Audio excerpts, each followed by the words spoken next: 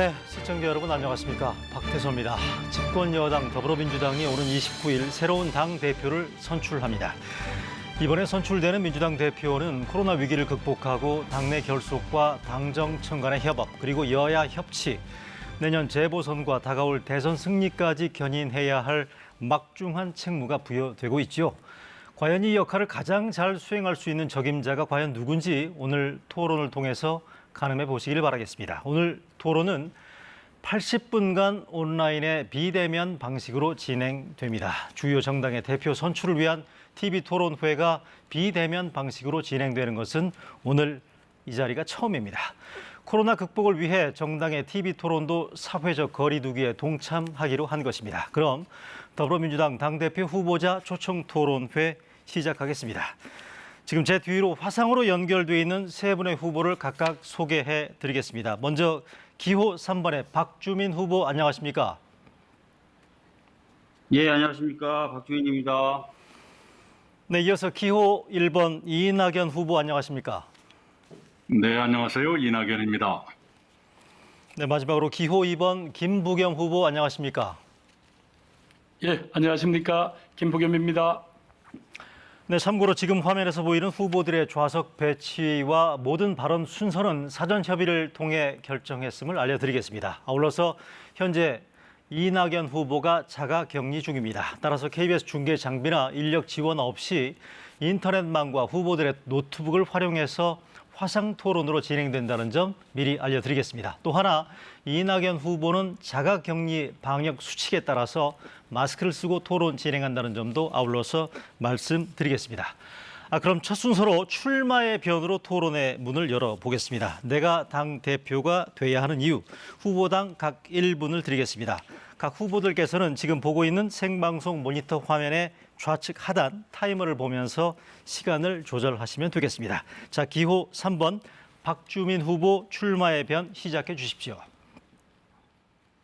예, 안녕하십니까. 더불어민주당 당대표 후보 기호 3번 박주민입니다. 먼저 코로나19 재확산으로 많은 어려움을 겪고 계신 국민 여러분들께 심심한 위로의 말씀을 드리도록 하겠습니다. 지금은 위기의 시기이자 모든 것이 바뀌고 있고 바뀌어야 하는 전환의 시기입니다. 이럴 때 안정적 관리 또 관록의 리더십보다는 과감한 도전과 상상력이 필요한 시기라고 저는 생각합니다. 저는 그동안 검찰개혁 등 권력기관 개혁을 비롯해서 문재인 정부의 성공을 위해서 많은 노력을 기울여 왔습니다. 이제 당을 좀 더 강한 정당으로 혁신하여 우리 당에게 부여된 여러 가지 개혁과제를 완수하고 새로운 시대로 시대를 전환하고자 합니다.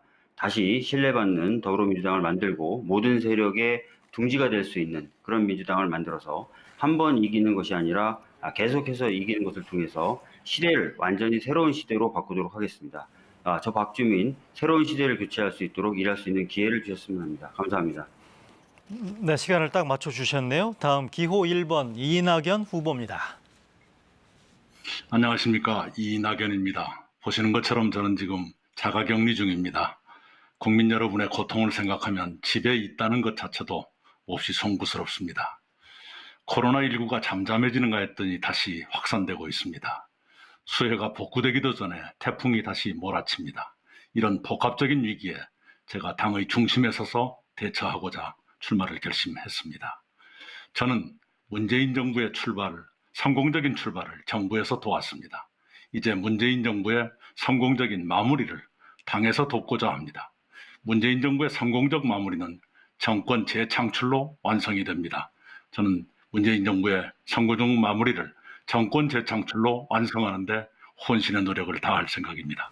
기필코 정권을 재창출해서 문재인 정부를 계승 보완하고 발전시키겠습니다. 여러분과 함께 하겠습니다.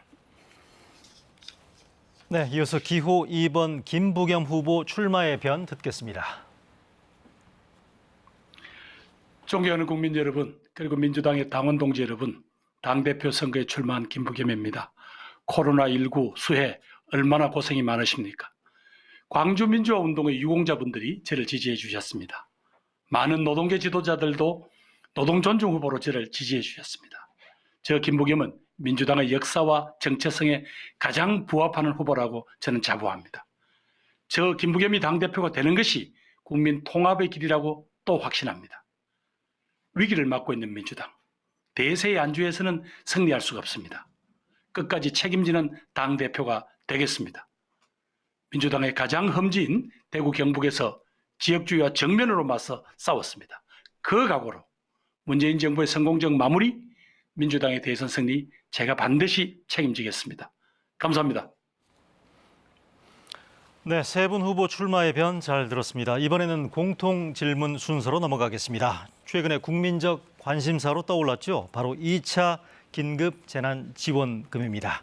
코로나19 재확산으로 지금 논란이 뜨겁죠. 누구에게 언제, 얼마나, 어떻게 지급할 것인가.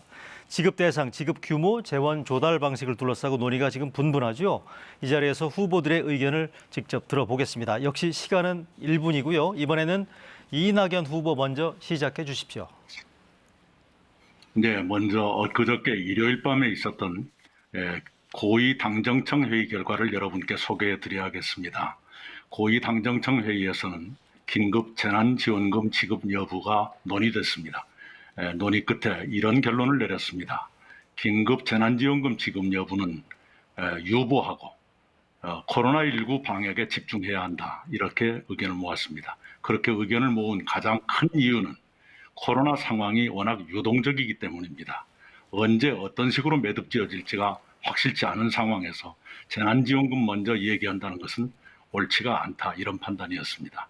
만약에 그런 일이 없기를 바라지만 재난지원금을 조기 지급해서 소비가 진작되면 방역에 손해가 될 수도 있고요.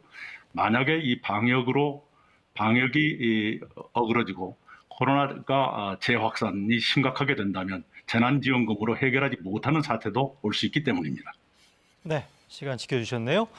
이어서 김부겸 후보 의견 듣겠습니다. 예, 지금은 방역에 집중해야 될 때라는 이 후보님의 뜻에 저도 동감합니다. 그러나 재난지원금을 지급해야 되는 상황이 온다면 저는 100% 국민들에게 다 지급해야 된다고 봅니다. 다만 지난번에 논란이 되었던 고소득자들에 대해서는 연말정산이나 소득세 신고 때 환수하는 그런 방안도 같이 발표함으로써 어떤 여러 가지 재정의 부담을 줄여야 된다, 그렇게 생각합니다. 저는 1차 지원금 때나 지금이나 상황이 마찬가지라고 생각합니다. 급여 소득자를 제외하고 정확한 소득 파악이 어렵습니다. 그래서 50%, 70% 이런 기준으로 자를 수가 없는 겁니다. 더구나 이 기준이 되는 자료가 현재는 2018년이나 2019년 소득 자료일 것입니다. 1차 재난지원금의 경험을 통해서 2차 지원에는 전 국민을 대상으로 하되 세대별보다는 개인별로 지급하는 것이 더 타당하다고 봅니다. 대구시의 경우에 보니까요, 1차 부작용이 많아서 세대별 성별 지급 방식에서 2차에는 개인별 보편적 지급 방식으로 바꾸었던 거 참조할 필요가 있습니다. 네, 마지막으로 박주민 후보 2차 긴급 재난지원금 답변 듣겠습니다. 예, 먼저 지급 시기의 경우에는 당장 코로나19 확산세를 멈추기 위한 방역에 집중을 해야 되고, 이런 방역에 집중하는데 혹시나 방해가 될 수 있기 때문에 좀 조정을 해야 될 필요는 있다고 생각합니다. 그러나 재난지원금 지급은 필요하고 지급이 될 경우에는 저는 전 국민에게 지급해야 된다고 생각합니다. 지난 21일 날 통계청이 발표한 수치를 보니까요, 사실 상위 10%의 높은 수준의 소득을 얻고 있는 가구들조차도 근로소득과 사업소득에 있어서 전반적으로 감소되는 경향을 보이고 있습니다. 그렇다는 것은 사실상 이제 상위층, 하위층 가릴 것 없이 모든 계층이 지금 고통을 받고 있다라는 것을 알 수 있는데요. 그렇기 때문에 전 국민에게 지급하는 것이 필요하다고 생각합니다. 그리고 이 부분이 제대로 효과를 보려면 선제성, 긴급성도 필요하기 때문에 지급 시기의 경우 유동적이더라도 준비는 지금부터 해나가는 것이 저는 필요하다고 생각합니다. 네, 2차 긴급 재난지원금에 대한 후보 간 입장차, 시각차 확인하셨죠? 이어서 본격적인 상호 토론으로 들어가겠습니다. 주도권 토론 순서입니다. 전반부, 후반부 이번 토론에서 2번씩의 기회가 각각 있는데요. 각 후보마다 전반부는 10분, 후반부는 9분의 발언 시간이 주어지게 됩니다. 토론은 주도권을 쥐인 각 후보가 자유롭게 운영하시되 상대 후보에게 묻고 답하시면 되겠습니다. 상대 후보 답변이 좀 길다 싶으면 끊으셔도 괜찮습니다. 상대 후보 답변은 그런데 최소 30초 정도는 보장해 주시고요. 본인 발언은 한 번에 1분을 많이 넘지 않게 단문 단답식으로 하시면 좋겠습니다. 발언이 너무 길어지겠다 싶으면 제가 개입을 하겠습니다. 주도권 토론 시작은 박주민 후보입니다. 시간 안배를 적절히 하시고 자신에게 주어진 기회를 잘 활용하시기 바라겠습니다. 박주민 후보, 주도권 토론 시작해 주십시오. 예, 먼저 이낙연 후보님께 질문을 좀 드리도록 하겠습니다. 네. 이낙연 후보께서는 문재인 정부의 성공적 마무리를 말씀하셨고 정권 재창출을 통해서 그것을 완성하겠다라고 말씀하셨습니다. 이 말에 대해서 부정할 수 있는 후보는 아무도 없을 것이고 더불어민주당의 당연한 과제이기 때문에 그 내용 자체에 대해서는 저도 전혀 이의가 없을 뿐만 아니라 적극적으로 찬성한다는 말씀을 먼저 드리겠습니다. 그런데 문재인 정부가 성공적으로 마무리를 하고 그다음에 정권을 재창출하기 위해서는 사실은 지속적으로 당이 문재인 대통령의 임기 말까지 제대로 된 당의 본질적 기능을 수행해서 정부를 서포팅해야 된다고 저는 생각합니다. 그래서 제가 이제 주장했던 것이 정책 결정 과정에 있어서도 국민들과 당이 폭넓게 접촉면을 만들어서 많은 의견을 담아내야 되고 만들어진 정책이 집행될 때도 당이 당원들과 함께 국민들에게 필요한 설명과 설득을 해야 된다. 그런 능동적인 정당이 될 필요가 있다라고 말씀을 드렸던 것입니다. 그런데 이제 이낙연 후보님에 대해서는 당대표를 맡으신 이후에 사실 임기를 다 채우지 못하시고 대선 후보로 나서실 것이다라는 전망이 굉장히 많고요. 실제로 그렇게 될 것이라고 저도 좀 생각하는 부분이 있습니다. 그렇다면은 문재인 정부의 성공적 마무리를 위해서 지속적으로 그리고 끊김없이 당이 서포팅을 해야 된다. 당이 계속 제 역할을 해야 된다라는 부분하고 일견 상충해 보일 수도 있다는 것이 또 많은 사람들의 우려이기도 합니다. 이 부분에 대해서 가지고 계신 생각을 좀 말씀해 주셨으면 좋겠습니다. 예, 아시는 것처럼 우리 전당대회가 29일이고 그 사흘 뒤면 정기국회가 시작이 됩니다. 정기국회가 9월 1일에 시작이 돼서 그 뒤에 바로 따라붙을 임시국회까지 합치면 연말까지 넉 달 동안 계속될 것입니다. 이 넉 달에 문재인 정부 성공적 마무리 여부가 판가름 난다고 생각합니다. 이 넉 달 동안에 우리가 얼마나 일사불란하고 효율적으로 당을 운영하고 우리가 해야 될 과제를 어떻게 잘 처리할 것인가, 그리고 당의 중심을 얼마나 잘 잡을 것인가, 이것이 바로 문재인 정부의 성공적 마무리 여부를 판가름한다고 생각합니다. 그런 시기에, 그런 위기의 시기, 위중한 시기에 저의 경험이나 역량이 필요하다고 판단했습니다. 그리고 우리 당헌 당규가 규정하기를 대통령 선거에 나갈 사람은 1년 전에 당 지도부에서 사퇴하게 돼 있습니다. 그 당헌 당규에 따르면 될 것입니다. 추가적인 질문을 좀 더 드리겠는데요. 이번에 이제 코로나19 재확산에서 볼 수 있듯이 코로나19가 다시 확산되거나 또는 그 상황이 심각해지는 것은 예기치 못한 경우에도 발생을 한다고 저는 생각을 합니다. 그렇다면은 사실 당의 어떤 지속성, 또 당의 안정성이라는 부분이 굉장히 강조가 될 것이고요. 그런 측면에서 봤을 때도 만약에 이제 이낙연 후보님이 당대표가 되셨을 때 나중에 그리고 또 대선 후보로 나서셨을 때 당 지도부의 공백이라는 것하고 또 이 역시도 좀 상충되는 부분이 있을 수도 있는데 그 부분에 대해서는 어떻게 생각하시는지 말씀 듣고 싶습니다. 네, 코로나19의 확산세가 내년 3, 4월까지 간다는 건 상상할 수도 없는 대재앙입니다. 아마 그때쯤 그렇게 된다 그러면 지금 우리가 논의하는 것을 뛰어넘는 비상한 대책이 필요할 것입니다. 코로나가 그때까지 가지 않도록 하기 위해서도 리더십이 필요하다고 생각하고 제가 거기에 적합하다고 판단합니다.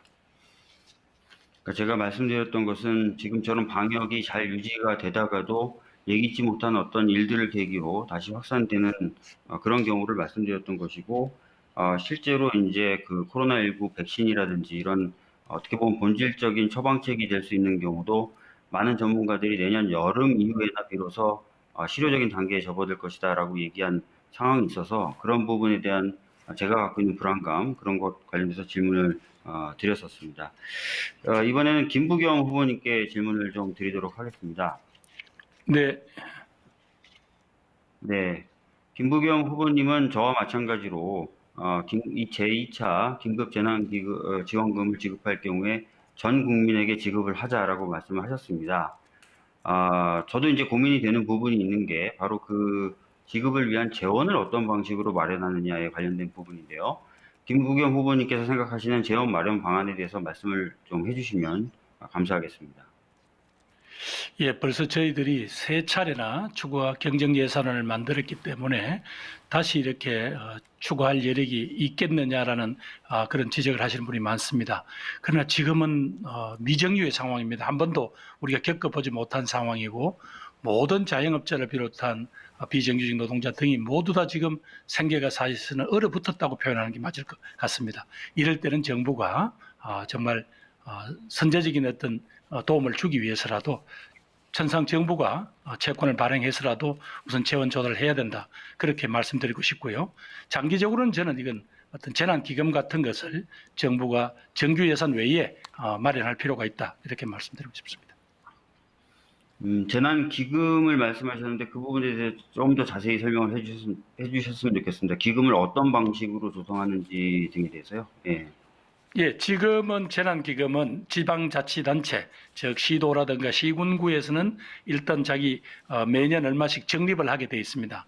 그래서 지난번에 보면 여러 가지 정부가 지원을 할 때 이분들이 다 매칭을 했거든요. 그런데 앞으로는 이제 늘 이렇게 할 수는 없습니다. 왜냐하면 여러 가지 어떤 재난의 수준이나 규모가 과거와 비교할 수 없을 정도입니다. 따라서 늘 그럴 때마다 이렇게 예산을 편성을 해서 거기서 정부에서 드러내가 쓸 수는 없지 않습니까? 그것을 위해서라도 지금부터 재난기금을 일정 부분 중앙정부도 적립을 해서 그리고 국가적 차원의 이런 대재앙에는 항상 정부가 선제적으로 대응을 해주기를 바랍니다. 네, 알겠습니다. 다시 이제 이낙연 후보님께 좀 질문을 드리도록 하겠습니다. 아까 이제 재난지원금 관련돼서 후보님이 어떤 생각을 갖고 계신지 들었습니다. 일단 코로나19 확산을 위해서 논의를 좀 보류하자라는 차원의 이제 말씀이셨던 것 같은데, 그래도 이제 그 이후에 닥칠 수 있는 경제적 위기에 대응하기 위해서는 사실 고민이라든지 또는 뭐 논의라든지 이런 것들은 좀 많이 진행이 돼야 될 것 같고, 또 최근에 보면은 지금 상황이 좀 지속이 된다면 한국은행이 발표한 자료에 보면은 약 35%의 취업자가 일자리를 잃을 것이다라는 전망도 내놓고 있습니다. 그렇다면은 이것을 이제 나중에 이제 코로나19가 다 진정된 후에 이제 논의를 시작한다거나 또는 그 방안에 대해서 고민한다는 것은 굉장히 늦을 수도 있다는 생각이 들거든요. 그래서 그런 부분에 대해서 좀 어떤 생각을 가지고 계신지 생각을 좀 말씀해 주셨으면 좋겠습니다. 여러 가지 시나리오에 대비한 내부 준비는 진행돼야 한다고 생각합니다. 제가 당정청 회의 결론을 오늘 인용했던 이유는 마치 민주당이 온통 이거 가지고 갑론을박하느라 시간을 보내는 것 같은 인상을 주는 것은 옳지 않겠다. 그런 판단입니다. 물론 정부로서 굉장히 국간 사정이 나쁩니다. 그리고 아까 김부겸 후보께서도 말씀하신 바와 같이 아마도 국채 발행 이외에는 방법이 없을 겁니다. 정부로서 당연히 신중할 수밖에 없고요. 또 이 코로나 상황이 어떻게 매듭지어질 것인가가 드러나지 않고 있는 상황에서는 국채를 발행한다고 하더라도 얼마나 발행해야 될 것인지가 계산이 안 되는 그런 상태가 될 수가 있습니다. 그리고 아까 전 국민이냐 하는 문제가 있는데 이건 나중에 가서 볼 일입니다만은 재난지원금을 한다고 했을 경우에는 어려운 분부터 드리는 방법도 충분히 고려할 필요가 있다고 생각합니다. 금년 4월에 1차 재난지원금을 지급한다고 했을 때도 우리가 그런 논의를 했었죠. 그런데 행정의 준비라든가 국민들의 수용성 이런 것 때문에 결국은 100% 지급하기로 했는데 그때도 사실은 소득 하위 50%를 먼저 드렸었습니다. 그건 우리가 모두 기억을 하고 있을 겁니다. 그런 것들이 있었다는 것을 생각하면서 너무 여기에 함몰되는 것은 자제하는 것이 좋겠다 이렇게 판단합니다. 네, 제가 아까 말씀드렸던 것처럼 사실 이제 코로나19로 인해서 경제적인 어려움을 겪고 있는 것 또는 소득의 감소를 겪고 있는 것이 이제 특정 계층만의 문제가 아니고 특히 이제 소득 상위 계층의 경우에는 세금을 부담을 좀 더 많이 하는 계층 아니겠습니까? 그렇기 때문에 이제 소득 감소는 겪고 또 그렇지만 또 세금도 내고 그렇지만 어떤 혜택도 못 받는다 그러면은 아까 말씀하셨던 국민의 수용성이라는 부분에서 오히려 더 보다 많은 논의가 필요한 그런 소모적인 상황까지 빠질 수 있다는 생각이 좀 들기 때문에 전 국민 지급을 말씀드렸던 것입니다. 네, 이상 박주민 후보의 주도권 토론이었습니다. 이어서 이낙연 후보 주도권 토론 진행해 주십시오. 예, 우리가 코로나 방역에 집중할 때다. 그러므로 재난지원금 문제에 대한 논의는 유보하자. 이렇게 말씀을 늘 하고 있습니다만은 그 논쟁이 이미 벌어지고 있습니다. 김부겸 후보께 먼저 여쭙겠습니다. 김부겸 후보께서는 제가 보도만 보면은 사회적 거리두기 3단계로 가면 재난지원금이 불가피할 것이다. 이렇게 말씀을 하셨던 것 같은데 그 태도는 바뀌신 겁니까? 지금 3단계로 안 갔지 않습니까? 3단계로 가면이라는 게 전제는 아니고요. 연동될 수밖에 없다. 왜냐하면 3단계가 주는 주름살이 워낙 크기 때문에 가능한 한 네. 3단계 가기 전에 우리가 방역을 더 철저히 해서 오히려 1단계로 내려갈 수 있도록 그렇게 그게 우선하자. 그러나 3단계로 가게 되는 그런 상황이 온다면 이건 재난지원금 문제하고 2차 재난지원금 문제하고 연동될 수밖에 없다. 그러면 그런 취지로 3단계 말씀드렸습니다. 안 가면 재난지원금 안 드려도 된다는 뜻인가요? 아까 말씀하신 대로 우선 방역에 집중하는 것이 중요하다.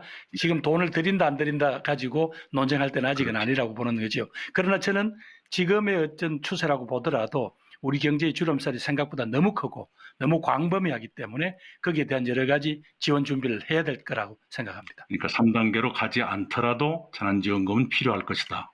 그런 뜻입니까? 상황이 올 거라고 생각합니다. 그러니까 처음에는 3단계로 간다면 연동될 것이다 그랬는데 네네. 3단계로 가게 되면 이 3단계로 간다는 것은 바로 재난지원금하고 바로 직접적 연동이 될 수밖에 없다. 그렇죠. 그러나 그런데 사실 예. 3단계로 안 가게 하는 것이 더 중요하겠죠? 중요하죠. 그 점은 이해가 네네네. 없습니다. 네, 잘 알겠습니다. 이번에 그 고위당정청 회의 제가 멤버는 아닙니다만 나중에 알아보니까 이런 이유로 그 논의를 유보하기로 한 것 같아요. 첫째는 상황 자체가 코로나 상황 자체가 워낙 위중하니까 거기에 역량을 집중해야 한다는 것이 첫 번째고요. 두 번째는 금년 4월이죠. 1차 재난지원금 지급 이후에도 우리 그 복지체계나 고용안전망 또는 사회안전망에 상당한 정도의 보강이 있었더랬습니다. 예를 들면 플랫폼 노동자를 포함한 특수고용 노동자들께도 고용안정금을 드리기로 이미 예산이 확보되어 있고요. 또 고용 유지 지원금도 연장이 되고 있고 이런 식으로 상당한 정도까지 보강이 돼 있거든요. 그것 위에다가 다시 재난지원금 얘기를 하면 그런 보강된 복지는 그러면 중지하고 재난지원금으로 갈 것인가, 그 위에 다시 얹자는 것인가, 이 관계가 불분명해진다는 것이 두 번째 이유였던 것 같고요. 세 번째 제일 중요한 것은 이 코로나 상태가 유동적이니까 쉽게 좋아지면 좋겠지만 그러지 않을 수도 있기 때문에 지금 미리 재난지원금 얘기를 한다는 것이 무의미해질 수도 있다. 만약에 상황이 정말로 악화된다면 재난지원금으로 해결하지 못하는 상황이 될 수도 있다. 그런데 여기서 그런 얘기를 한다는 것이 무의미하다. 그래서 지금은 코로나 방역에 집중하고 그 논의는 유보하자 이렇게 됐던 것 같아요. 그런 결정에 대해서는 어떻게 생각하십니까? 아마 재정당국을 포함한 정부로서는 그렇게 신중한 자세를 취할 수밖에 없을 거고요. 무엇보다도 지금 방역에 집중하지 않으면 또다시 어떤 경제적인 이유, 또 내수 진작이라든가 이런 문제를 앞세우기는 여러 가지 부담스러웠을 거라고 생각합니다. 다만 방금 그 이 후보님께서 말씀하신 대로 고용유지 지원금만 하더라도 사실은 이달이 마지막이거든요. 만약에 이렇게 됐을 때 정말로 많은 했습니다. 견디지 못한 중소기업들이 그런 어떻게 다음 조치를 취하겠냐 이런 문제를 고민해야 되겠죠. 네네. 그 고용유지 지원금은 지급 기간을 연장을 했고요. 우리 박주민 후보께 여쭙게요. 작년 4월 1차 지급 때 그런 논의가 있었다는 건 다 기억을 하실 겁니다. 처음에는 50%를 드리느냐, 70%를 드리느냐. 정부는 선별 지급을 하자는 생각이었더랬습니다. 그런데 당에서 굉장히 강하게 밀어붙였죠. 제가 현장에 있었으니까 잘 압니다. 그 네, 이유는 저도 여러 이제 가지가 있습니다. 여기서 따로 얘기를 하지 않겠습니다. 그 이유 중에 하나는 이제 행정의 준비가 되겠느냐, 시간이 걸릴 것이다. 또는 그 경계선에 있는 분들이 수용을 할 수 있느냐, 이런 등등의 문제가 있었습니다. 그리고 그 시기가 또 야당도 그걸 요구하는 시기였고 또 총선이었다는 점도 있었다는 것을 우리가 부정하기 어려울 것입니다. 그런데 이런 것이 있을 수 있습니다. 금년 4월에도 소득 하위 50%를 먼저 지급했었고요. 또 그 전면 지급을 요구하시는 분들은 선별 지급을 할 경우에 시간이 많이 걸릴 것이다. 이런 말씀들을 하시는데 지금 소득 계층으로 보면 통계가 잡히지 않고 불분명한 상태에 있는 게 상위 계층이 오히려 통계가 확실치 않고요. 하위 계층은 통계가 거의 잡혀 있습니다. 예를 들면 기초생활수급자가 돼 있다거나 차상위 계층이 돼 있다거나 또는 고용보험 대상이 돼 있다거나 특고 노동자가 이번에 그 대상으로 들어가죠. 네, 이런 등등으로 지원해야 될 분들이 거의 그 범주화돼 있거든요. 그런 점에서 전면 지급을 주장하시는 분들이 우려하시는 그 준비에 시간이 걸릴 것이다라는 것은 지나친 우려일 수도 있다. 소득 하위 계층부터 드린다 그러면 그다지 행정 준비에 시간이 안 걸릴 수도 있다. 아마 그래서 홍남기 부총리가 어제 오늘 국회 예결위에 가서 어려운 분들을 맞춤형으로 지원하는 것이 더 좋겠다 이런 말씀을 한 것 같아요. 그런 생각에 대해서는 어떤 판단이십니까? 우선 제가 생각했을 때 이 2차 긴급재난지원금, 1차 긴급재난지원금도 마찬가지입니다만 복지정책적 성격과 함께 저는 경제정책으로서의 성격도 가지고 있다고 생각합니다. 우리나라 경제는 뭐 어느 나라 경제도 마찬가지겠지만 굉장히 복잡한 망으로 연결이 되어 있습니다. 그래서 이제 소득 하위 뭐 50%든 뭐 70%든 그런 분들이 이제 구매하거나 소비하시는 서비스나 물품이 있고 또 소득 상위층이 또 서비스 사용하거나 소비하는 물품과 서비스도 있습니다. 이 복잡한 망을 끊이지 않게 끊김이 없이 잘 순환시키고 진작시키고 또 유지하기 위해서는 저는 오히려 그런 측면에서 즉 경제적 측면에서도 봤을 때도 전 국민에게 지급하는 것이 경제정책의 면에서는 더 효과가 있다고 생각합니다. 물론 단순하게 이제 소비 진작이라는 측면에서 봤을 때는 뭐 KDI나 이런 데서 발표한 것처럼 하위 50%에게만 하위 50%에게 드리는 게 더 이제 소비 진작의 효과는 있다고 하지만 아까 말씀드렸던 대로 경제 전체 망을 생각했을 때는 그 다른 계층도 드리는 게 저는 맞다고 생각하고 또 아까 말씀드렸던 것처럼 우리나라의 세금의 대부분을 이제 소득 상위 계층이 부담을 하게 됩니다. 그런데 소득 상위 계층이 본인들도 이제 그 근로소득과 사업소득이 후퇴되고 있는 상황에서 세금 부담은 하는데 본인들은 아무런 혜택을 못 받는다 그랬을 때 이 부분에 대한 설득과 또 정치적 수용의 여부는 또 어떻게 할 것이냐에 대한 고민이 또 필요하다고 생각합니다. 그리고 예, 아까 이제 예, 더 예, 말, 예, 예. 어떻게 더 제가 좀 말씀드려도 말씀드릴까요? 아까 이제 경제 정책의 측면이 있다는 말씀이 주로 소비 진작 얘기인데요. 아까 박 후보 말씀하신 것처럼 KDI도 발표를 했죠.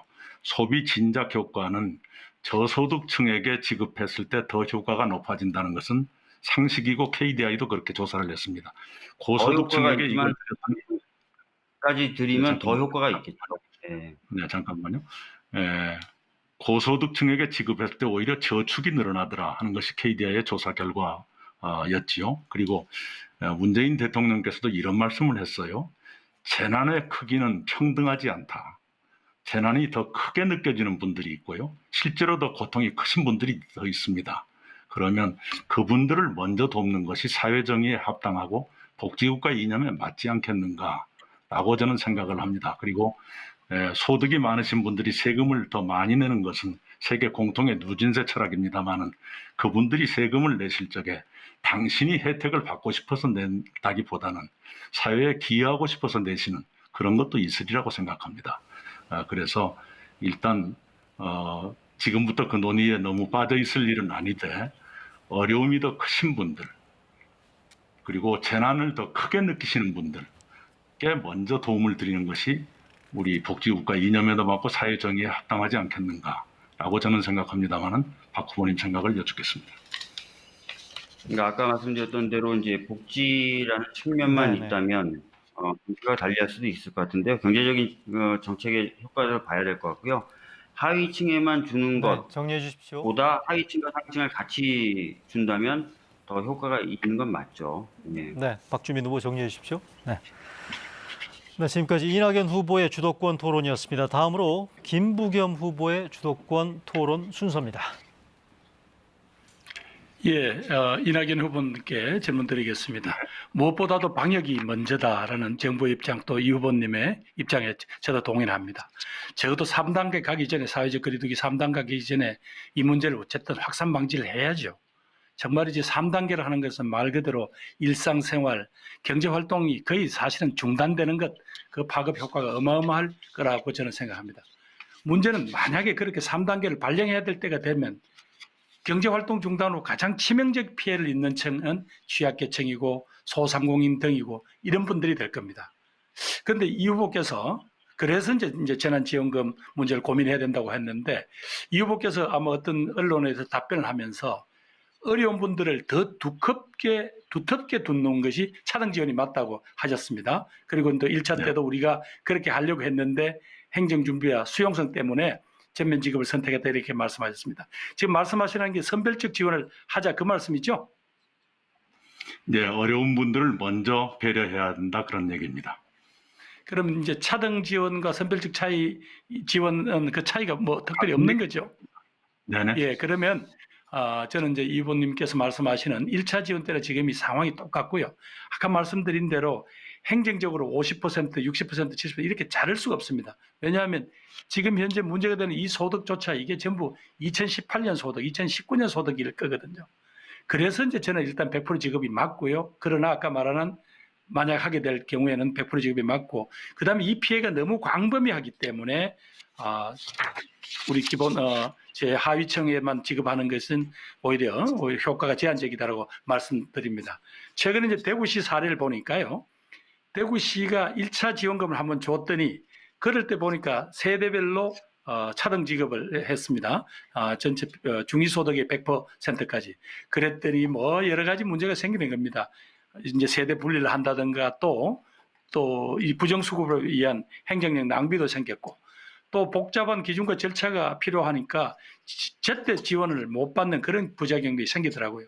그래서 2차에는 아예 대구시조차도 지급 기준을 개인별 10만 원 선에서 딱 이렇게 기준을 바꾸었더라고요. 그래서 저희들은 코로나19로 오는 여러 가지 사회적 주름살은 결국은 다른 어떤 사회 안전망 또 복지로 커버하는 부분 외에도 이 문제만큼은 저는 전 국민들에게 지급을 하고 그 대신에 왜 자꾸 부자들한테도 주느냐라고 하는 문제는 결국 그분들은 연말에 소득정산이라든가 소득세 신고를 할 때 거기에서 이렇게 환수를 하면 된다. 이제 이렇게 말씀을 드렸는데 지금 현재 선별지급이라는 어떤 그것 자체가 결국 국정 운영을 해본 어떤 경험에서 오시는 겁니까? 아니면 이 상황에 대한 그 나름대로의 판단이십니까? 그건 의견을 듣고 싶습니다. 네, 둘 다입니다. 네, 둘 다인데요. 지금 50%냐 70%냐 그렇게 접근하는 방법도 있을 수 있지만 그러지 않고요. 1차 기초생활수급자 또는 차상위 계층자, 자영업자, 소상공인 또는 해고된 분들, 특수고용 노동자 이런 식으로 우리 정책 안에 들어와 있는 그리고 또 사각지대에 놓여 있는 분들을 찾아서 지원해드리는 그런 방법도 있을 수 있을 겁니다. 그렇게 되면 아까 50%인데 그러면 51% 분들은 그럼 어떡할 거냐. 이런 논란은 피해갈 수도 있는 방법이죠. 그러나 이 문제도 지금부터 우리끼리 너무 논란하지 말고요. 정부와 함께 일정한 시기에 한번 논의를 했으면 좋겠습니다. 예, 그런 점에서 다시 한번 정부와 온 국민들이 이 방역에 집중을 해야 된다라는 그런 의견에는 전 동의를 하고요. 네. 그럼에도 불구하고 우리가 이런 준비와 이런 합의를 지금부터 준비해 놓을 필요가 있다라는 말씀 드리고 싶고요. 저는 국가 그렇기 때문에 이렇게 때마다 그렇다고 예산을 드러내거나 추가 경정 예산을 편성하는 방법보다는 국가도 이제 그동안 지자체 의무부가 했던 재난기금 적립에 대해서 국가도 이제 나서야 될 거라고 생각합니다. 이 문제에 대해서 이 후보님 생각은 어떻습니까? 네, 좋은 방법 중에 하나라고 생각합니다. 보통 그런데 저금리 시대에는 기금 방식이 썩 매력적이지 않는 수도 있습니다. 예비비를 더 넓게 잡는다거나 하는 방법도 있을 수 있고요. 이번에 이제 9월 10 며칠입니까? 질병관리본부가 질병관리청으로 승격이 되죠. 그러면 예산도 늘어나게 되고 인원도 늘어나게 될 텐데요. 그런 방식으로 하는 것도 있을 수 있다고 생각합니다. 그것 또한 예산 당국과 협의를 해보면 좋겠습니다. 네, 그럼에도 불구하고 이제 최근에서 재난의 규모라든가 이게 예측 불가능한 것들이 막 터지는데 이럴 때 중앙정부가 그때마다 새로운 예산을 기존 예산에서 드러내기가 쉽지가 않으니까 제가 말씀을 드린 거고요. 자, 이제 다른 질문으로 넘어가겠습니다. 무엇보다도 결국은 이제 이 후보님께서 계속 출마의 명분으로 이 위기 시에 또 어떻게 할 거냐. 특히 CBS 토론에서는 저나 박주민 후보 모두 다가 지적을 했습니다. 이 위기라는 게, 이 후보님 말씀하신 위기라는 게 코로나로 발생된 위기인가, 아니면 경제 위기인가, 아니면 어떤 그 당의 지지율 하락의 위기인가, 이 문제에 대해서 질문을 드렸었는데 결국 그렇게 맞게만 달라고 하셨지, 그러면 요 내에 6개월 동안 짧은 임기 내에 이게 가능하겠는가에 대해서는 답을 주시지를 못하고 그냥 잘 해내겠다 이 말씀을 하셨어요. 그러면서 정기국회를 통해서는 이런 이 위기 극복을 위한 여러 가지 입법 등을 하겠다고 말씀하셨는데 혹시 지금 생각해 놓은 그런 어떤 중요한 입법이나 뭐 이런 게 있으신 말씀해 주시겠습니까? 네, 우선은요, 경제 비상 대응하기 위한 재정 정책이나 복지 정책의 확충이 필요할 겁니다. 사회 안전망 확충, 그리고 고용보험의 확대. 우리 김부겸 후보께서 매우 강조하시는 게 그거죠. 그 법안은 이미 나와 있기 때문에 그렇게 해야 될 것이고요.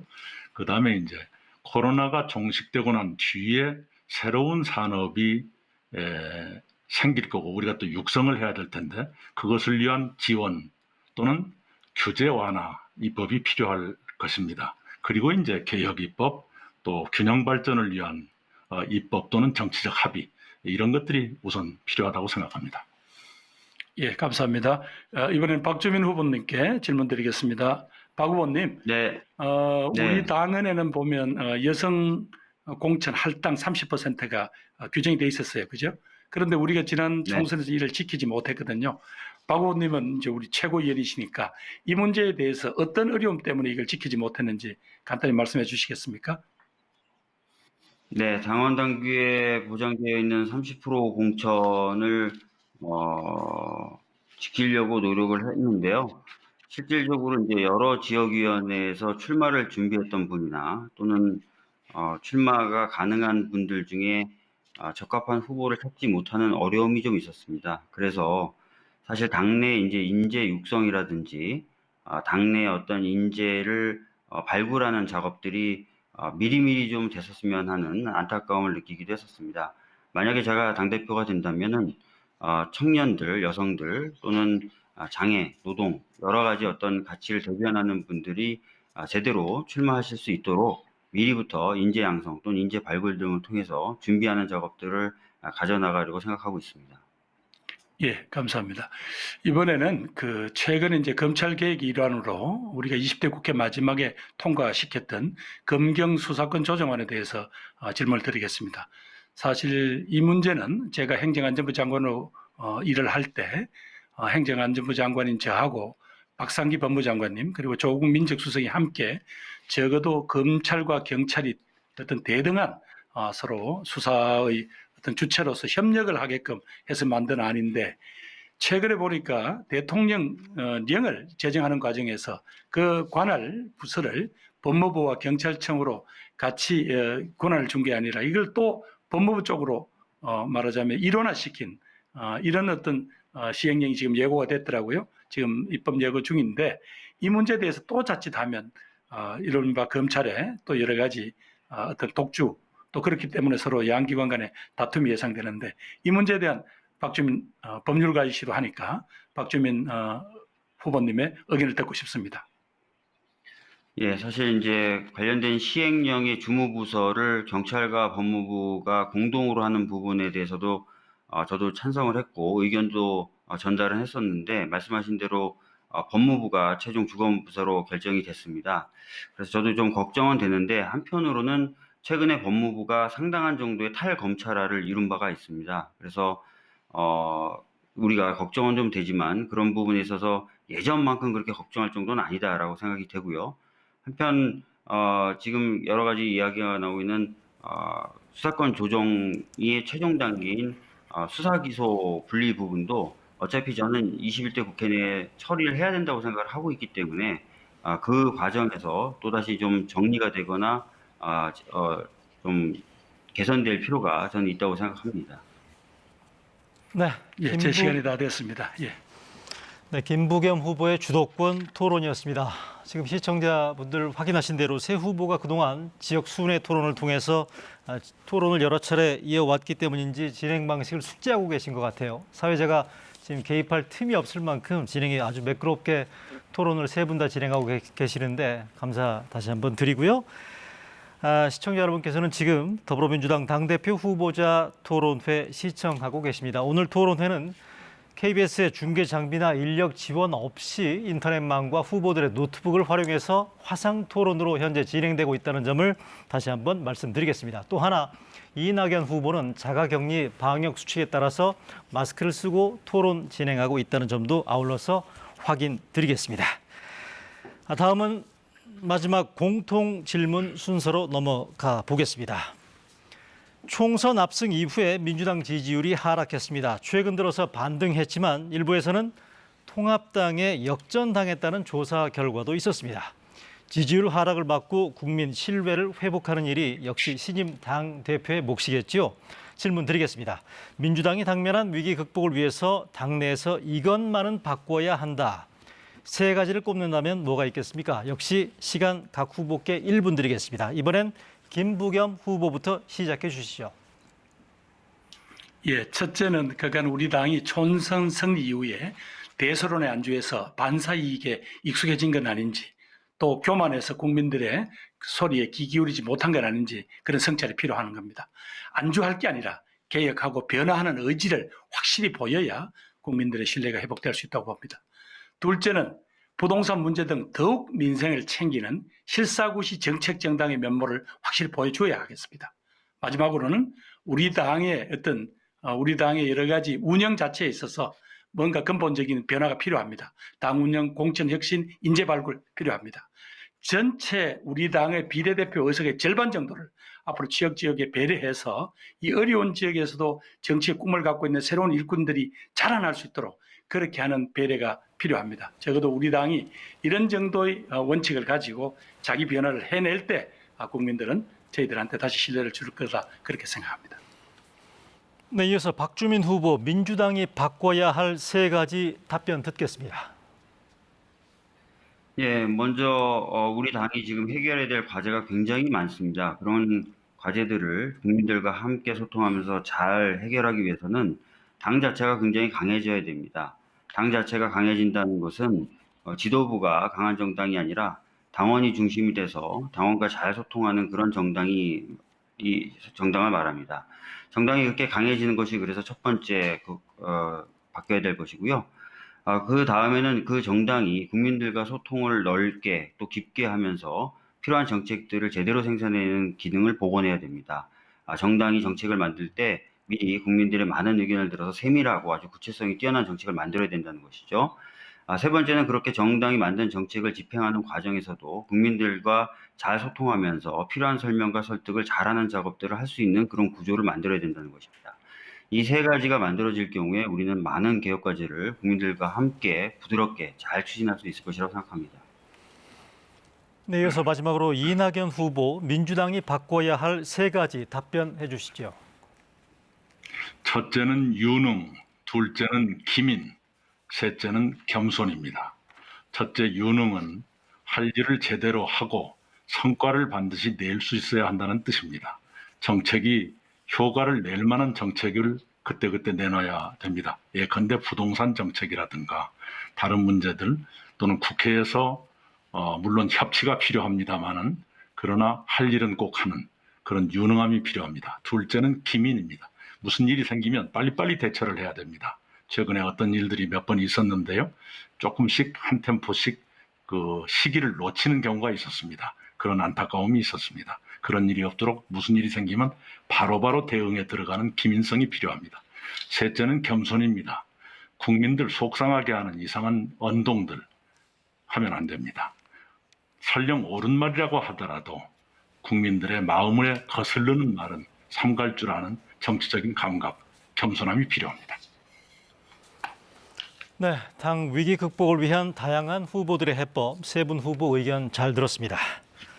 더불어민주당 당대표 후보자 KBS 초청 토론회 사상 처음으로 화상 토론으로 현재 이어가고 있습니다. 이제 마지막 주도권 토론을 남겨두고 있습니다. 이번에는 각 후보당 발언 시간 9분을 드리겠습니다. 이번에도 사회자 제가 개입이 필요하지 않도록 잘 진행해 주실 것을 부탁드리겠습니다. 이번에는 주도권 토론 이낙연 후보부터 시작해 주십시오. 네, 오늘 두 후보께 공통의 질문입니다. 요새 가짜 뉴스의 심각성이 코로나 사태에 더욱더 부각이 되고 있습니다. 광복절 광화문 집회에서는 경찰 차량에 한 사람이 치여서 즉사했다 하는 가짜 뉴스가 나돌았습니다. 아마도 집회에 오신 분들을 더욱 분노케 하려는 어떤 의도가 있었던 것으로 보입니다. 그 집회에서 나온 말은 북한이 그리고 문재인 정부가 코로나 바이러스를 퍼뜨리고 있다. 이런 턱없는 얘기까지 나왔습니다.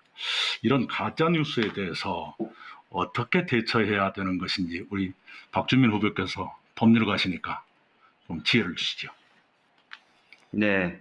사실 최근에 이제 허위 보도, 왜곡 보도로 인한 피해가 굉장히 많이 발생하고 있습니다. 또 이런 보도들로 인해서 사회적인 대화, 논의가 합리적으로 이끌어지지 않는 모습들도 볼 수가 있습니다. 따라서 언론이 허위 보도나 왜곡 보도를 할 경우에는 좀 무거운 책임을 물리는 것이 반드시 필요하다고 생각합니다.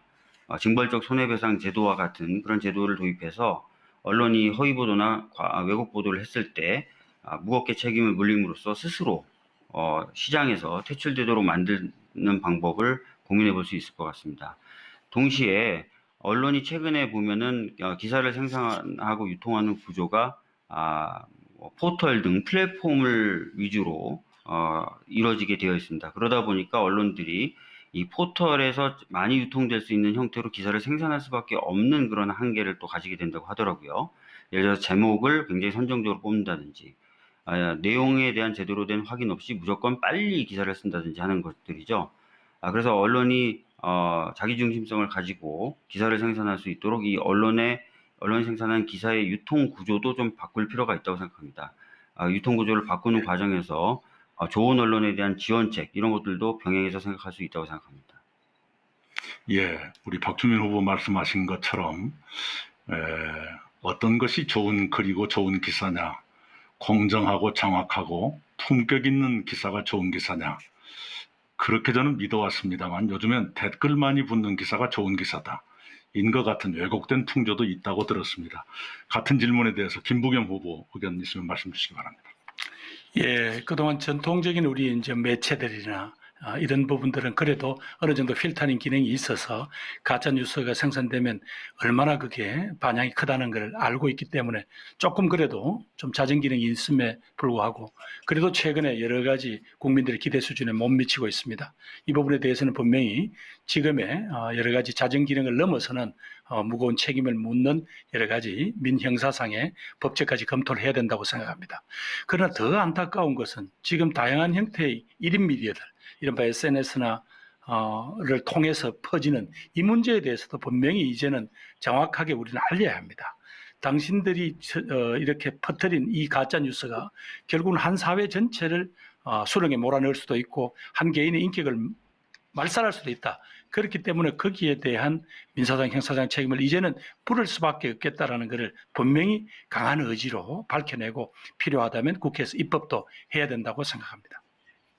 네, 저도 그 가짜뉴스의 피해를 당한 적이 있습니다. 2018년에 베트남 국가주석 장례식에 우리 한국 정부의 대표로서 참석했다가 호치민 주석 거소에 들러서 방명록에 주석님 이런 식으로 썼는데 마치 북한 주석을 찬양한 것처럼 놔두는 그런 가짜 뉴스가 있었고 그걸 맨 처음에 만든 사람이 포착이 됐어요.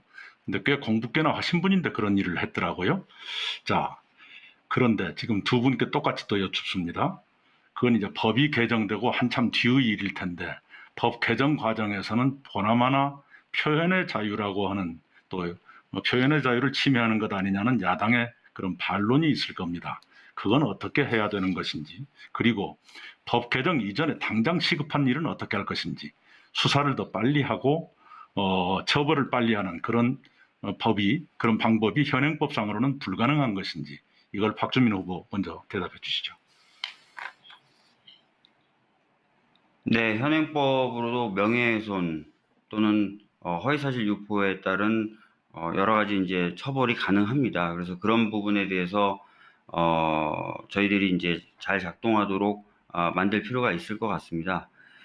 그런데 이제 그런 경우에 이제 표현의 자유하고 충돌되는 부분이 분명히 발생을 할 것입니다. 그래서 사회적인 합의가 이 부분도 좀 필요하다고 생각이 되고요. 그 부분과 관련돼서는 우리 당이 사회적인 의제로 하나 삼아서 계속적인 대화를 통해서 사회적인 합의를 만들어내는 것도 하나의 방법이라고 생각합니다.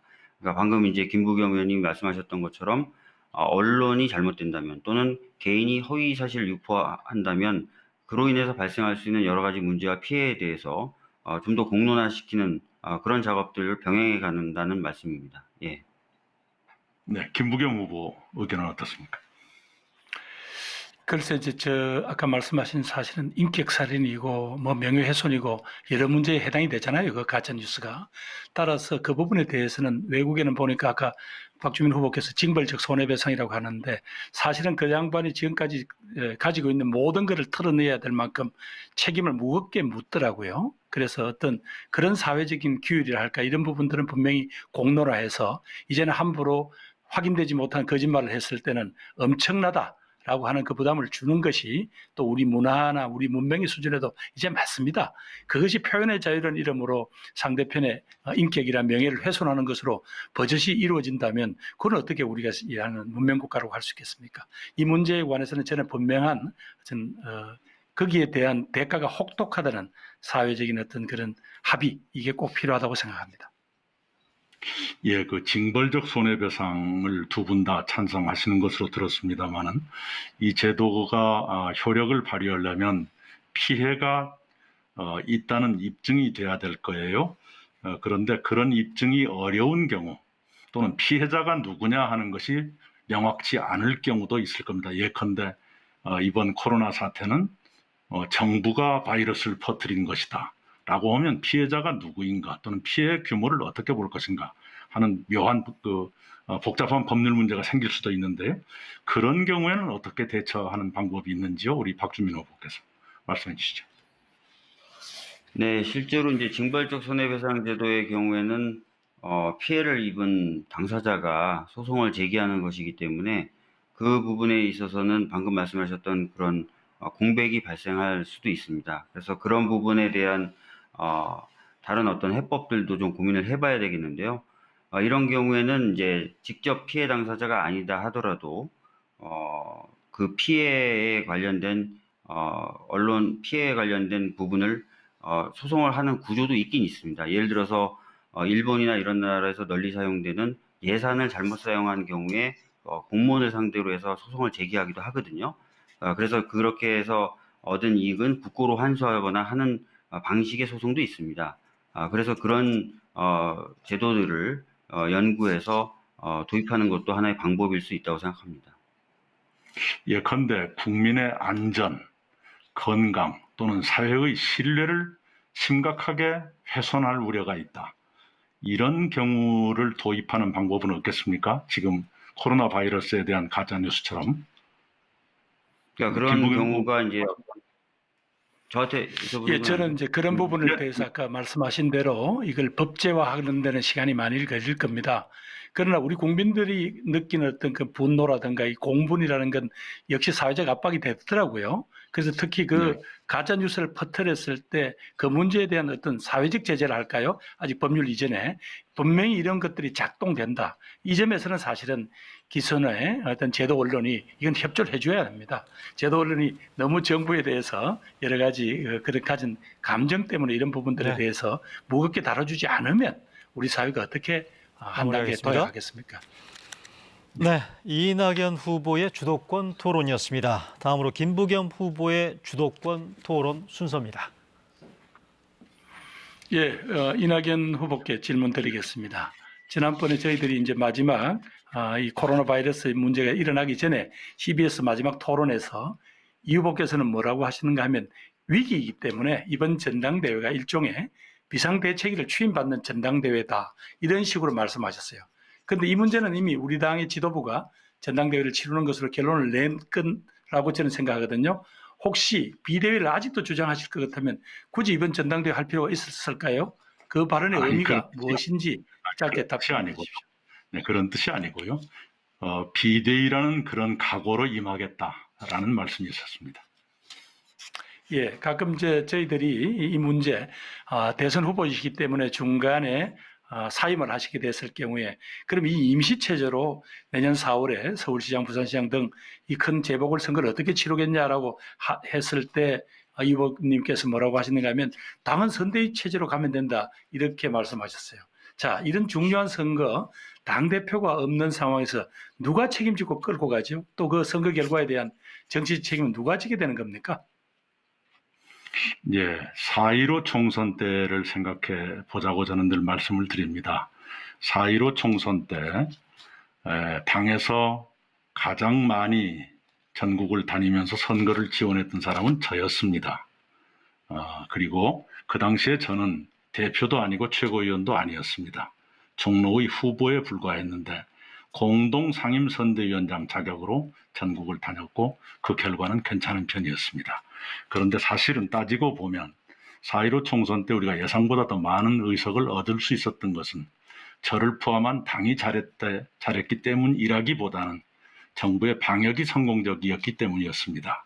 그래서 이번 내년 4월에 재보선에 우리가 후보를 내게 된다면 그때도 4.15 총선과 비슷한 양상이 올 수 있다고 저는 생각을 합니다. 무슨 말씀이냐 그러면 예, 알겠습니다. 이 의원님, 잠깐만요. 거기까지 말씀을 하시고요. 그 예, 사전에 미리 우리가 국민의 신뢰를 얻을 만큼 그 일을 잘 해야 되고요. 그 다음에는 선거 자체는 선대위가 해도 될 것이다. 이런 말씀입니다. 네. 결국은 이제 저는 이렇게 생각합니다. 결국은 이제 이 후보님께서 대선 출마를 위해서 한 6개월 10일 만에 중도에 관두고 나가셔야 되는 그 사정을 설명하기가 어려워서 그러니까 결국 비대위 추인 또 선대위원장 뭐 이런 발언을 하신 것 같다. 그런데 이런 발언에 대해서 당원들 중에 상당 부분이 이건 납득하기 어렵다. 이런 여론이 많다는 걸 말씀드린 거고요. 이 질문은 이 정도 네. 하고 다음 비대위 질문을 추인이 아니고 넘어가겠습니다. 그런 각오로 임하겠다라는 뜻입니다.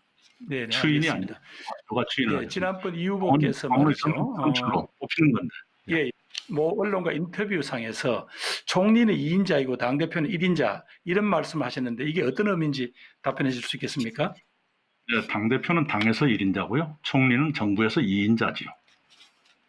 그런 이제 이 말씀을 하시고 난 뒤에 여러 가지 이야기가 나왔습니다. 결국 우리 정치 현실에서 유력한 대선 주자는 결국 자신의 지지율을 의식할 수밖에 없다.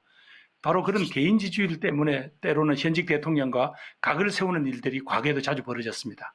그래서 아무래도 대선에 나갈 분이 당 대표가 되면 대통령의 국정 장악령에도 여러 가지 문제가 생기고 또 계획의 성공적 마무리도 어렵다 이런 우려가 생기는 건 당연합니다. 그래서 저는 당권 대권을 분리해 놓은 현재 우리 당원이 존중되어야 된다는 입장이었고 적어도 이 시기에 대선 주자께서 당 대표를 맡는 게 적절치 않다는 우려를 말씀드린 겁니다. 자, 이 문제는 여기까지 하고요. 하나 저도 답변을 드릴 수 있습니까? 네, 당권 대권 예. 분리의 당원을 제가 따르는 것이죠. 그리고 문재인 정부가 성공해야 저의 미래도 있다는 것이 확고한 생각입니다. 예, 알겠습니다. 하나만 더 질문을 드리겠습니다. 오늘 보니까 저는 이제 부동산 계획 및 주거복지에 대한 공약을 발표했습니다. 결국은 총리실 소속의 국민 주거정책위원회를 만들어서 사실은 국토부에 다 몰아져 있는 이런 어떤 권한을 전부 각 부처에 있는 것을 전부 모아서 말하자면 어떤 거시적인 어떤 대책을 세우자. 또 당에도 당 대표 직속으로 부동산 정책 자문기구를 설치해서 이런 어떤 국민들의 어떤 여러 가지 다양한 목소리를 듣는 그런 틀을 하겠다. 이런 어떤 제안을 했고요. 또 무주택자가 구매 시에는 파격적인 금융 지원을 해야 한다. 이런 약속을 드렸는데 혹시 이 후보님 2018년에 서울 부동산 가격 급등의 상징이었던 마용성 혹시 기억하십니까? 네. 네, 마용성. 그렇죠. 네. 결국은 마용성 지역이 왜 떴을까 보면 바로 서울의 새 도심 강남, 여의도 이른바 광화문 쪽에 출퇴근이 편리해서 그렇다라는 것 때문에요. 그런데 지금 현재 여의도나 강남에는 여러 가지 아파트촌도 많고 이래서 거기에는 또다시 자칫 어떤 우리 공급에 손을 댔다가는 자칫다가 또 이제 투기에 기름 붓는 꼴이 될 수 있다는 우려가 많습니다. 그래서 적어도 도심에 사대문 안에는 아직까지 이런 대규모 아파트 단지도 없을 뿐만 아니라 이 지역이 또 대부분 상업지역이기 때문에 고밀도 개발이라든가 또 이런 것들이 가능하다. 그래서 거기에서 맞춤형 어떤 주택을 공급할 수 있지 않겠냐. 이런 안에 대해서는 어떤 입장이십니까? 네, 우선은요. 당내 기구가 필요하다고 생각하고요. 그것은 우리 김부겸 후보의 지혜를 참고하겠습니다. 정부에서 어떻게 할 것인가는 대통령께서 부동산 감독기구를 두겠다 하셨으니 그 후속 조치를 기다려보는 것이 어떨까 싶습니다. 정부의 후속 조치가 나오기도 전에 당에서 감나라 변하라 하는 것은 좀 빠르지 않나 이런 생각이 듭니다. 예. 근데 지금 부동산 감독은 지금 각 지자체별로 특별 사법경찰이 그 역할을 하고 있다는 걸 알고 계시죠? 네, 그렇습니다만 대통령께서 정부에 두겠다고 했으니 그 후속 조치를 기다려보자. 알겠습니다. 예. 이번엔 박주민 의원님께 질문을 드리겠습니다. 박 후보님, 최근에 네. 보면 말이죠. 언론 기사에 보면 과거 대선 과정에서 안철수 전 의원을 대통령으로 만들기 위해서 탈당한 분들이 당의 유력 대선 후보를 지원하기 위해서 복단 신청을 냈다. 이런 보도가 있습니다. 저는 무엇보다도 정당이라는 것은 가치를 함께하는 사람들의 모임이다. 그런 결사체라고 생각하는데 정치 철학이 달라서 각자 길을 갔던 분들이 어떨까요? 시대 전환, 정치 패러다임 변화를 주장하시는 박 후보 입장에서는 이런 부분을 어떻게 생각하시는지 의견을 한번 듣고 싶습니다.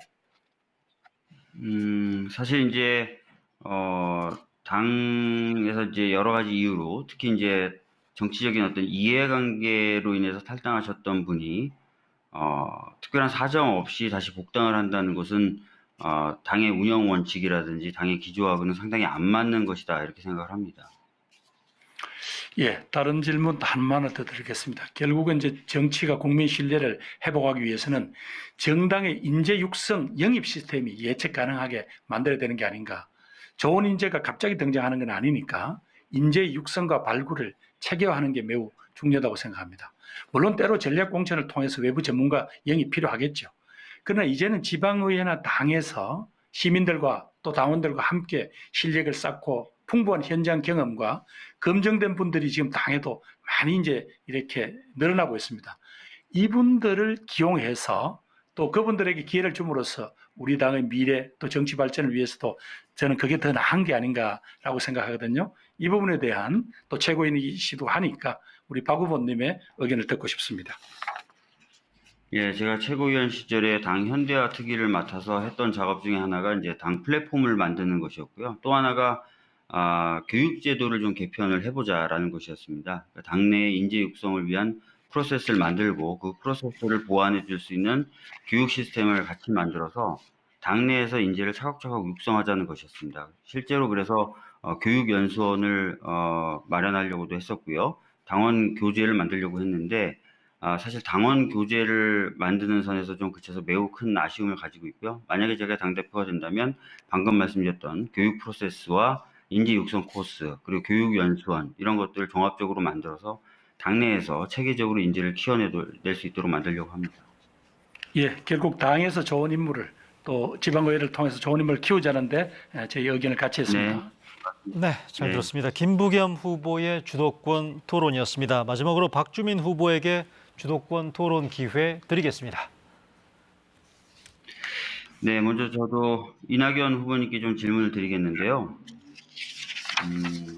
지금 그 2차 재난지원금 관련해서든 아니면 4차 추경 관련해서든 아니면 뭐 정부의 여러 가지 어떤 재정적인 정책이나 관련해서 국가 이제 채무 비율을 일정한 수준으로 지켜야 된다라든지 이런 얘기들이 매번 때마다 제기되곤 했었습니다.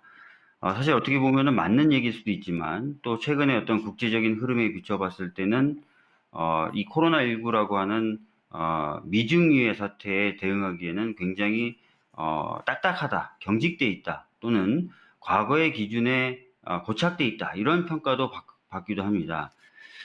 그래서 재정을 무조건 아껴야 된다는 것이 과연 맞는 것인지 최근에 뭐 제가 본 여러 가지 연구 보고서나 자료에 따르면 이런 경우에 오히려 재정을 아끼고 재정 지출에 신중할 경우엔 오히려 재정 건전성을 훼손시킬 수 있다. 뭐 이런 주제의 연구 보고서도 많았는데요. 혹시 아까 이낙연 그 후보님께서 이 2차 긴급 재난지원금 지급에 대해서 소득 하위 분들에게만 좀 지급하자라는 그런 말씀하셨던 것도 이 재정을 아껴야 된다는 그 철칙과 원칙을 강하게 고수하다 보니까 혹시 그런 생각을 하시게 된 건 아닌지 하는 생각이 들거든요. 이런 네, 부분에 그것은 대해서 좀 생각을 갖고 계신지 말씀해 주셨으면 좋겠습니다. 네, 그것은 아니고요. 어, 우리 재정 당국이 국가 채무 비율 40%를 지키려고 집착했던 시기가 있었습니다. 그런데 그건 이미 허물어진 것이지요. 그리고 제가 총리 시절에 본회의나 예결위 와서 늘 말씀드린 것처럼 전 지금도 그런 생각을 합니다. 필요할 때는 돈을 쓰는 것이 훗날의 부담을 줄이는 길이 된다. 이런 생각을 합니다. 그 점에서는 박주민 후보와 다르지 않다고 생각합니다. 단지 같은 돈을 쓰더라도 어떻게 쓰는 것이 더 기대하는 효과를 더 많이 낼 수 있을 것인가의 고민은 반드시 필요할 것입니다. 그리고 어떤 시기에, 어떤 타이밍에, 어떤 방법으로 할 것인가도 물론 중요합니다. 아까 재난지원금 얘기는 거듭 말씀드리지만 코로나 상황이 워낙 유동적이기 때문에 지금 미리 정해놓는 것은 상황에 안 맞을 수도 있다. 그런 얘기고요. 만약 준비를 한다면 여러 가지 시나리오에 맞게 열린 마음으로 준비를 해야 되겠죠. 단지 아까 재난의 크기는 평등하지 않다는 대통령 말씀처럼 재난을 더 많이 받는 분들께 더 많은 도움을 드려야 한다는 것이 정의에 합당하다. 복지국가 이념에도 맞다 하는 것은 저의 개인적인 소신입니다. 그러나 그것이 또는 상황에 따라서 또는 협의 결과 다른 방법으로 갈 수도 있겠죠. 그러니까 지금 이낙연 후보님의 말씀을 들으면 만약에 예를 들어서 똑같은 10조의 돈을 쓴다고 했을 때 이 10조의 돈을 전 국민에게 골고루 나누는 것보다는 이 10조의 돈을 하위 50%에 집중해서 쓰자라는 말씀인 것이죠. 아니, 제가 10조를 좀 50이다 40이다 그런 말씀은 아니었고요. 여러 가지 방법이 있다고 예, 아까 김부겸 후보 질문에 대해서도 말씀을 드렸습니다. 예를 들면 기초생활 수급자, 차상위 계층 또 이런 식으로 이미 우리 사회적 약자로 범주화되어 있는 분들이 계십니다. 그런 분들을 지원하는 방법도 있을 수 있습니다. 그러니까 미리 50이냐 70이냐 100이냐 그런 방법이 아닐 수도 있고요. 하여튼 그러니까 열어놓고 가능성을 열어놓고 논의해볼 제 수 있다 말씀 이렇게 생각합니다. 제 네, 질문의 취지는 힘들고 어려운 분들에게 두텁게라는 표현이 똑같은 네, 재정 10조를 마련했다면 그 10조를 네. 어려운 분들에게 집중적으로 다 라는 말씀이신 건지 아니면 재정 지출의 부담을 줄이기 위해서 어려운 분들을 이건 굉장히 큰 차이가 있지 않습니까? 그래서 어느 예, 쪽이신지를 여쭤본 거. 예, 예, 아시는 것처럼 이미 우리의 재정 체계가 어려운 분들께 더 많은 이전 소득을 드리게 돼 있습니다. 그렇죠? 그러면 네. 예컨대 기초생활수급자부터 먼저 드리자 그러면 그쪽을 더 두텁게 드리는 것이죠. 그것이 굳이 차이가 있다고 생각하지 않습니다. 그것은 방법은 선택하기 나름이죠. 예, 뭐 저는 이제 똑같은 재원을 마련할 수 있다면 재원을 굳이 이제 줄이려고 노력하는 게 아니라 똑같은 재원을 마련할 수 있다면 그 마련된 재원 하에서는 좀 골고루 나눠드리는 게 맞다고 생각합니다. 네, 그리고 아까 그건 이제 내년 4월 예, 내년 4월 재보궐선거 관련돼서 전에도 제가 사실 이 질문을 한번 드렸었던 적이 있는데 다시 반복하게 되는 것 같습니다. 재보궐선거를 치를 때 이제 올해 있었던 총선의 예를 드셨어요. 그런데 올해 있었던 총선에서의 후보님의 역할하고 내년 재보궐선거에 있어서 후보님의 역할이 저는 같을 수 없다고 생각합니다. 우선 내년의 재보궐선거 때는 유력한 대선 후보 중에 한 분이신 거예요. 그렇게 되면 이제 다른 대선 후보와의 관계나 이런 것들도 당연히 따져야 되기 때문에 올해 총선에서의 만큼 그렇게 자유롭게 움직이시기가 어려울 수도 있다고 생각합니다. 그런 부분이 약간 차이가 있다, 상황상 차이가 있다는 생각이 좀 들고요. 그 다음에 이제 내년에 있을 재보궐선거의 경우에도 아마 정부의 성공, 그것에 대한 긍정적 평가가 굉장히 큰 영향을 미칠 것이다. 저도 그걸 기대하고 그렇게 되리라고 하고 반드시 그렇게 만들어야 된다고 생각은 하지만 혹시나 이제 그렇지 않은 안타까운 상황이 발생했을 때는 좀 당이 또 내년 재보궐선거에 대해서 주도적으로 여러 가지 노력을 해야 되는 상황이 발생할 수도 있습니다. 그럴 경우에 이제 당대표가 있는 경우와 없는 경우는 굉장한 차이가 있을 수 있다고 생각하거든요. 이 두 가지에 대해서 어떻게 생각하시는지 짧게 좀 말씀해 주셨으면 좋겠습니다. 예, 만약에 금년에 상황이 몹시 안 좋은데 그 대표가 계속 있는 경우도 꼭 바람직한 일은 아닐 수도 있습니다. 금년 총선과 다르다고 말씀하셨는데 저는 공통점이 있다고 생각합니다. 무슨 말씀이냐 그러면 그 총선의 선거의 가장 중요한 쟁점에 걸맞는 분을 선대위원장으로 모실 수도 있을 것입니다. 그러면 선거에 더 임하기가 쉬울 것이고요. 그 다음에 또 하나, 저의 위치 때문에 마음대로 못할 거다. 당의 역량을 총동원해야지요. 우리 김부겸 후보, 박주민 후보께서도 선대위에 들어오셔서 하시고요. 그러면 더 좋은 효과가 나타날 수도 있다. 이렇게 생각합니다.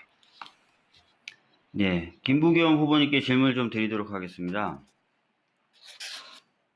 아까 저한테 이제 검찰 개혁 관련돼서 이제 추후 과제나 방향에 대해서 한번 질문하셨는데요. 저는 장관을 지내셨기 때문에 경찰 개혁에 관련돼서는 어떤 생각을 갖고 계신지가 좀 궁금합니다. 지금 수사권 조정이라든지 또는 국정원의 국내 정보 기능 폐지가 이루어지게 된다면은 이제 경찰이 굉장히 많은 권한을 가지게 되지 않겠습니까? 관련된 장관을 지내셨기 때문에 경찰 개혁에 대해서는 어떤 생각을 갖고 계신지 좀 말씀해 주셨으면 좋겠습니다. 예, 장기적으로 조직적으로 보면 우리 지금 현재는 경찰청 안에 아직 직제된 걸로 되어 있습니다만 지방자치경찰 제도가 빨리 정착이 돼야 될 것 같고요. 그다음에 경찰의 주요 기능인 어떤 수사 기능은 가능한 한 경찰에 남아 있긴 하되 그 일종의 장기적으로는 국가수사본부 같은 뭐 미국의 FBI처럼 이런 방식으로 결국은 좀 독립성이 보장되어서 경찰력이 함부로 그 수사에 관여하거나 이런 일들이 없도록 하는 어떤 그런 방법으로 우리 경찰의 역할도 조정이 돼야 된다 그렇게 생각합니다. 그 국가수사본부라고 말씀하신 거는 이제 법무부 산하의 어떤 그런 것을 얘기하시는 겁니까? 아니면 경찰에 있는 것을 말씀하시는 겁니까? 정확하게 좀 말씀. 지금 현 단계에서는 대부분 수사 인력의 많은 부분을 차지하는 경찰 내에서 수사 경과라고 하죠. 수사 분야가 일반 이제 행정이라든가 이런 게 지휘 경찰들의 어떤 간섭이라든가 혹은 그 영향을 받지 않게 하는 단계에서 출발하고 장기적으로는 검찰의 수사 인력, 경찰의 수사 인력, 또 다른 여러 가지 기관들의 수사 인력들을 합쳐서 국가수사본부를 이렇게 출범시키는 것도 한번 검토할 필요가 있다고 생각합니다. 네. 박주민 후보의 주도권 토론까지 들어봤습니다. 자, 보신 것처럼 새 후보 주도권 토론과 공통 질문 각각 두 번의 기회를 통해서 재난지원금 등의 재정 문제 그리고 부동산 정책, 당대표 리더십, 당청 관계 그리고 내년 재보선 등의 아주 다양한 현안들, 이슈들에 대해서 후보 간의 입장차를 확인할 수 있었던 그런 기회였던 것 같습니다. 네, 벌써 마무리할 시간이 됐습니다. 오늘 토론에서 혹시 못다한 얘기나 마지막으로 혹시 강조하고 싶은 말씀이나 정리하실 수 있도록 1분씩 각 후보에게 마무리 발언 기회 드리겠습니다. 먼저 김부겸 후보부터 시작해 주십시오. 예, 존경하는 국민 여러분, 당원 동지 여러분, 오늘 여러분 토론 잘 지켜보셨습니까? 이낙연 당대표는 이낙연 대통령을 만들 수 없습니다. 노무현 후보가 지방선거를 지휘하고 패하자 지지율이 추락하고 후보 교체론까지 나왔던 거 우리 잘 기억하고 있습니다. 코로나 위기를 극복하고 내년 선거를 치러야 하는 지금 상황은 저는 그때보다 더 엄중하다고 생각합니다. 손에 흙을 묻히고 돌팔매를 대신 맞아줄 수 있는 그런 대표가 필요합니다. 저는 정권 재창출을 위해 모든 것을 내려놓았습니다. 이 시기에 누가 우리 민주당을 원팀으로 만들어낼 수 있겠습니까? 저는 어떤 대선 후보가 나오더라도 대선 승리를 책임지는 그런 당대표가 되겠습니다. 내년 4월 재보궐선거 반드시 이기겠습니다. 문재인 정부의 성공적 마무리와 진정 민주당이 승리하는 길이 무엇인지 현명하게 판단해 주실 것을 당원 동지들께 거듭 호소드립니다. 감사합니다. 네, 다음으로 이낙연 후보 마무리 발언 듣겠습니다. 네, 저는 민주당의 은혜를 많이 입은 사람입니다. 민주당이 배출했던 세 분 대통령의 각별한 사랑을 받으면서 정치인으로 성장했습니다. 김대중 대통령의 공천으로 국회의원을 시작했습니다. 노무현 대통령의 대변인으로서 그분의 당선을 도왔고 대통령 취임사를 써드렸습니다. 그리고 문재인 대통령의 초대 국무총리로 민주화 이후 최장수 국무총리의 영예를 안았습니다. 김대중 대통령의 중산층과 서민의 정당, 노무현 대통령이 꿈꾸셨던 사람 사는 세상, 문재인 대통령의 철학이신 사람이 먼저다는 생각, 제가 더 구현하고 내용을 채우겠습니다. 그래서 국민 여러분 모두가 함께 잘 사는 인류국가로 다가가도록 혼신의 노력을 다하겠습니다. 제가 가진 모든 것 여기에 바치겠습니다. 국민 여러분도 함께해 주시길 바랍니다. 네, 끝으로 박주민 후보 마무리 발언 부탁드리겠습니다. 예, 늦은 시간까지 시청해 주신 모든 분들 그리고 당원분들께 진심으로 감사드립니다. 차기 대선 승리의 가장 확률 높은 길은 무엇일까요? 저는 문재인 정부의 성공적 마무리 그리고 국민분들께서 주신 이 176석이라는 거대한 힘, 이것의 의미를 제대로 헤아려서 우리 앞에 놓여져 있는 과제를 흔들림 없이 잘 수행하는 것, 이것이라고 생각합니다. 이것을 위해서는 우리 당이 전에 없이 강해져야 됩니다. 모든 당원들이 당원 중심으로 잘 소통하고 또 당원들이 각자 자신의 의식을 가지고 국민들과 넓게 만나고 국민들을 설득하는 그런 작업들을 우리가 앞으로 2년간 땀과 눈물 속에 해야 될 수도 있습니다. 이것을 성공적으로 마쳤을 때는 그 누가 후보가 된다 하더라도 반드시 대선에서 승리할 것이고 한 번 승리하는 것이 아니라 계속해서 승리하는 정당이 될 수 있을 것입니다. 여러분들과 함께 땀과 눈물을 흘려서 그런 정당을 만들도록 하겠습니다. 감사합니다. 네, 세 분 후보 마무리 발언까지 모두 들어봤습니다. 네, 이것으로 더불어민주당 당대표 후보자 KBS 초청 토론회를 모두 마치겠습니다. 사상 최초로 진행된 비대면 TV 토론 어떻게 보셨습니까? 과연 국민과 당원의 표심이 어느 후보 손을 들어줄지 이번 주 토요일 민주당 전당대회 결과 지켜보겠습니다. 새 후보 남은 선거 기간 마지막까지 전력 다해 주시고요. 늦은 밤까지 고생 많으셨습니다. 함께해 주신 시청자 여러분 고맙습니다.